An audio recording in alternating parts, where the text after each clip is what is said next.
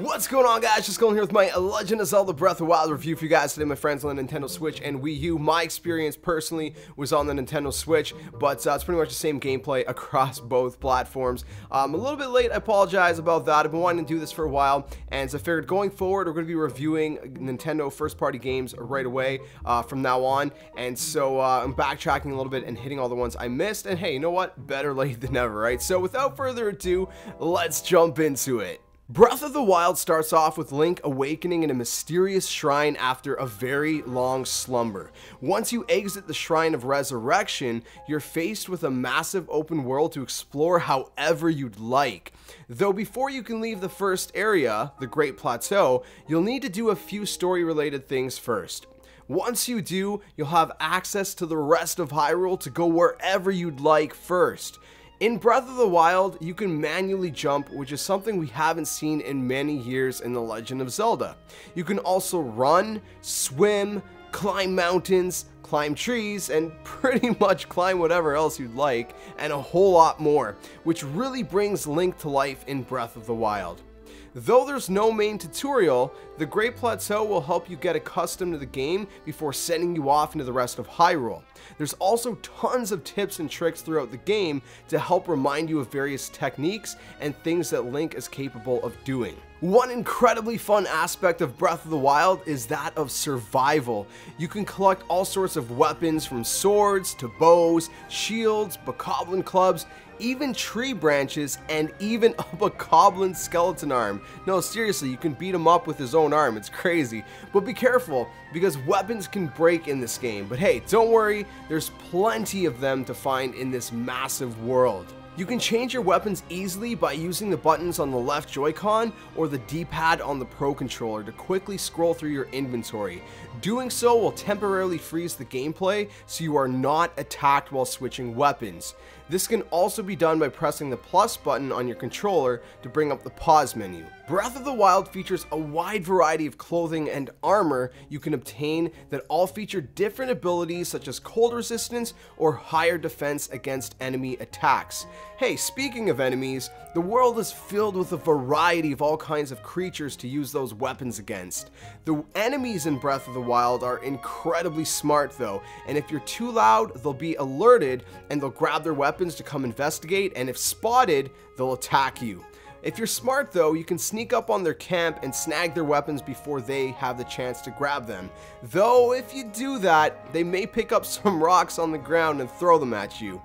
Weapons aren't the only thing that you'll find in this world though. You'll find things from plants to use as food, you can kill animals for meat, you can obtain monster guts from killing enemies, which can be used to make a variety of elixirs, and a whole lot more.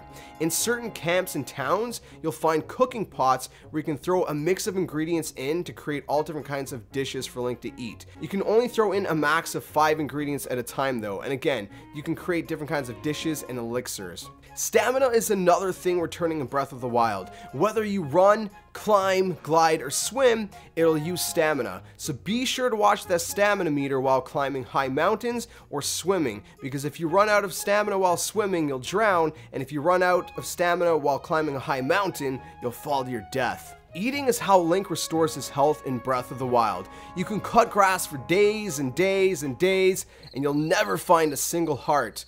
Or rupees for that matter. Without spoiling too much, there are certain NPCs in the world that you can sell things to in order to acquire rupees. You can then use those rupees to purchase all sorts of items, from food ingredients, other sorts of gear, armor, things like arrows, and a whole lot more from various merchants in the world. Weather also plays a very big factor in this game and can affect Link's adventure. For example, if it's raining, Link will have a hard time climbing mountains as he'll keep sliding off. Or if there's a lightning storm and you have any metal gear or metal weapons equipped, you'll be struck by a lightning bolt. But don't worry, it'll give you fair warning, as any metal items equipped will begin to spark before you're struck. So be sure to open up that inventory and unequip any of that metal gear and metal weapons until the storm is over. Furthermore, as previously mentioned, in cold, snowy climates, Link can freeze, which will do damage over time if you don't have the appropriate clothing or cold-resistant food to eat. The same goes in very hot climates. You'll need the right clothing or heat-resistant food. But there's a temperature gauge on the main display beside the map at the bottom right corner, and that will show you whether the environment is too cold or too hot for you. This world of Hyrule is the most realistic to date. The game also features amiibo functionality. If you use any non-Zelda amiibo, you'll get random items such as plants or food and other items of the like.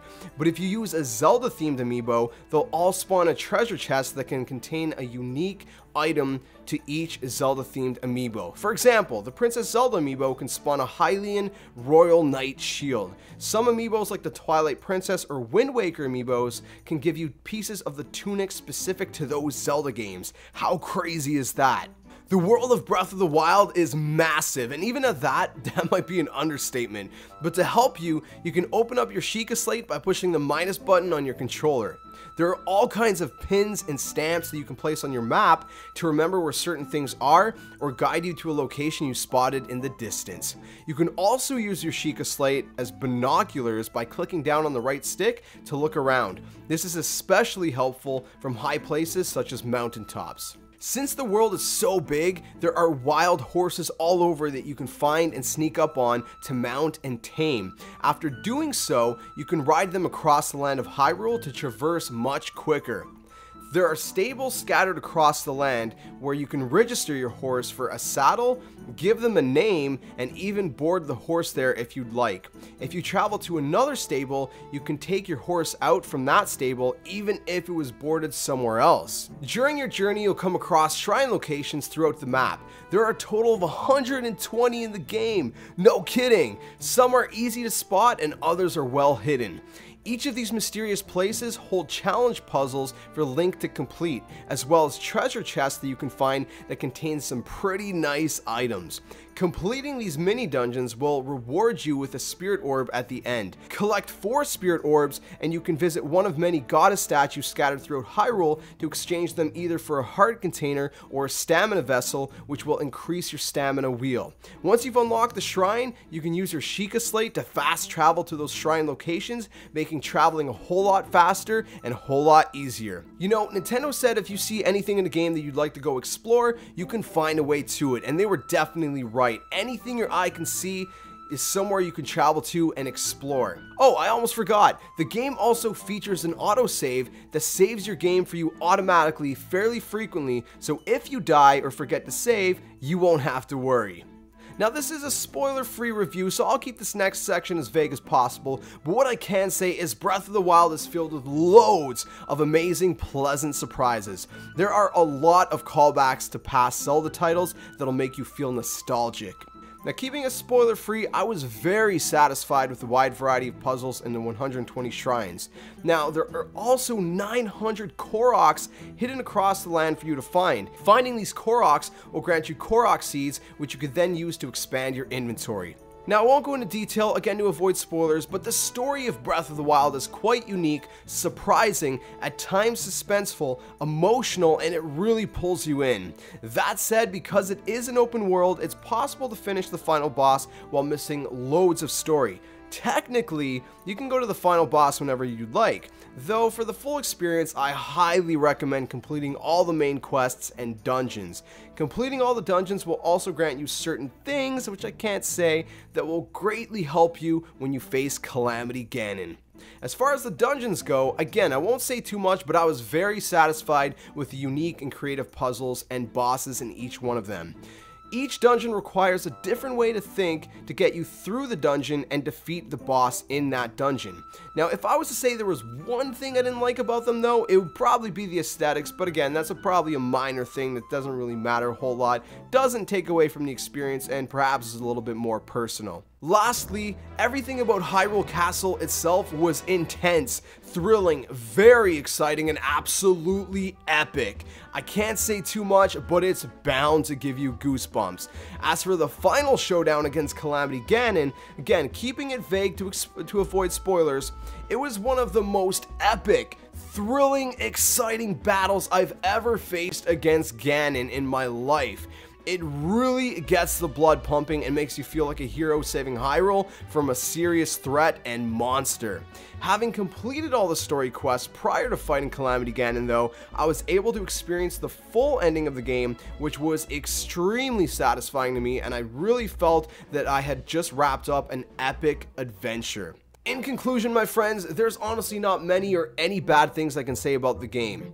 As a longtime Zelda fan who waited delay after delay like most of us did, it was definitely worth the wait. The developers nailed it on the head once again, but this time on a much more grand scheme. This Zelda game gave us what we've always dreamed about doing since the Ocarina of Time days, to explore the mountains in the distance, what's beyond them, and explore such a larger world. This world is huge, the story is captivating, the game has a good balance of challenge, and the visuals are absolutely gorgeous, my friends. There's loads to see and there's loads to do. The Legend of Zelda is a complete masterpiece, and I say that with full confidence. For all these reasons, my friends, I'm giving The Legend of Zelda Breath of the Wild a perfect 10 out of 10, which is very well deserved.